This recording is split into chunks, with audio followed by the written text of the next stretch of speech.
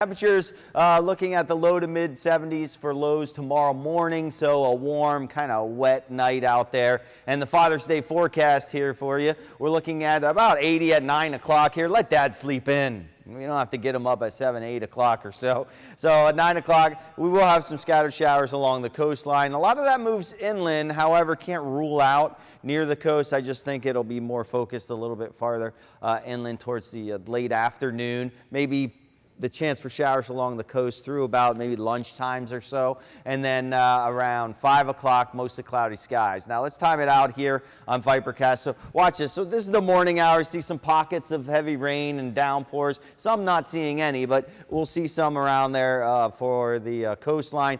Inland areas here, so this is like 2 o'clock, so we're seeing some showers here on the inland areas. Can't rule out the coast, no, but most of it is focused inland, and then by 5, 6 o'clock or so, we could see more blow in with that onshore flow. Difference on Monday, the overnight hours, we're going to see a couple of showers. We may start off with an isolated shower, but Monday looks like the wettest day because look at what happens. Oh, just this whole mess comes and engulfs us here. A little low is going to form back to our west. It's going to move up to the north towards Orlando and then offshore. That's just going to scoop up all this tropical moisture and bring it into South Florida. So hang on to the umbrella. You're going to need it there. Monday and even parts of Tuesday look very wet. After that, we'll start to bring down those rain chances. But by bringing down the rain chances, what do? We bring up the temperatures.